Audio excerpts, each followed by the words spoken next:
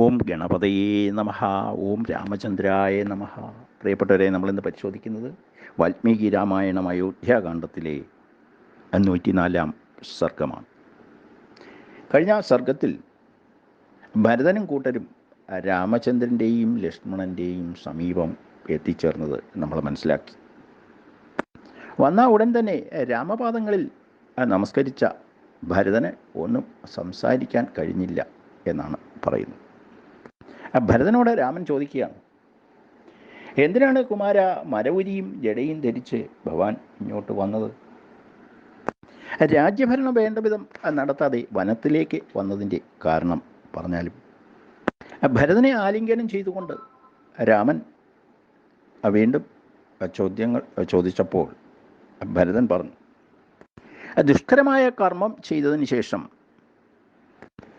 മൂത്ത പുത്രനായ അങ്ങ് വനത്തിൽ ക്ലേശങ്ങൾ അനുഭവിക്കുന്നു എന്നുള്ള ചിന്തയാൽ ദുഃഖിതനായി പിതാവ് സ്വർഗത്തെ പ്രാപിച്ചിരിക്കുകയാണ്.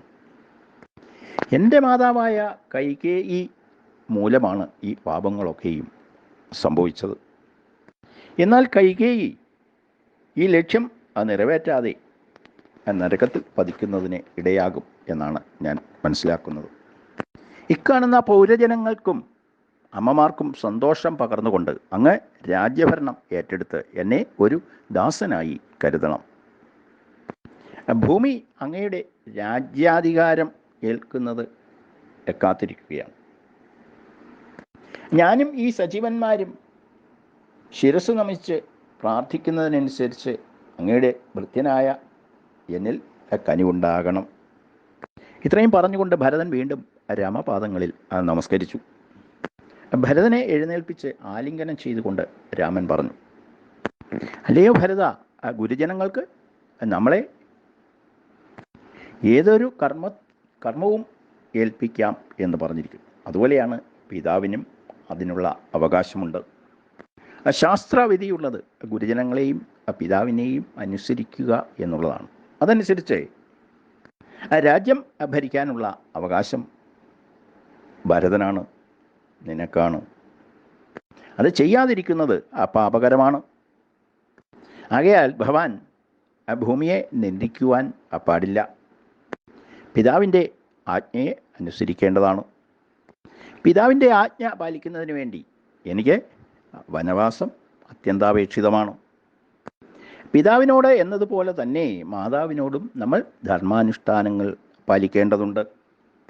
ആ രീതിയിൽ മാതാവ് പറഞ്ഞാലും പിതാവ് പറഞ്ഞാലും ഞാൻ വനത്തിലേക്ക് എത്തുവാൻ ബാധ്യസ്ഥനാണ്. വനവാസം അത്യന്താപേക്ഷിതമാണ്. അവരുടെ വാക്കിനെ അനുസരിക്കുന്നതിന് അത് ഒഴിവാക്കുവാൻ കഴിയുന്നതല്ല. രാജ്യം ഭരിക്കാൻ അങ്ങയെ ഭഗവാനെ ചുമതലപ്പെടുത്തിയിട്ടുള്ളതാകണം. ആയതുകൊണ്ട് ഭരതനും അതിൽ നിന്ന് ഒഴിഞ്ഞു മാറുവാൻ സാധിക്കുകയില്ല. അതിനെ ചുമതലപ്പെടുത്തിയിട്ടാണ് പിതാവ് സ്വർഗം പോകിയത് എന്ന് നീ അറിഞ്ഞാലും. പിതാവിൻ്റെ ആജ്ഞയെ പാലിക്കുന്നതിന് ഞാൻ 14 വർഷം വനത്തിൽ കഴിയേണ്ടതുണ്ട്. പിതാവ് എന്താണോ ഏൽപ്പിച്ചത് അതാണ് എനിക്ക് പരമഹിതം എന്ന് ഭഗവാൻ അറിഞ്ഞാലും. പിതാവിൻ്റെ ആജ്ഞ നിറവേറ്റുന്നതിന് ഭഗവാൻ രാജ്യം ഭരിക്കേണ്ടതും അത്യാവശ്യമാണ് എന്ന് മനസ്സിലാക്കിയാലും.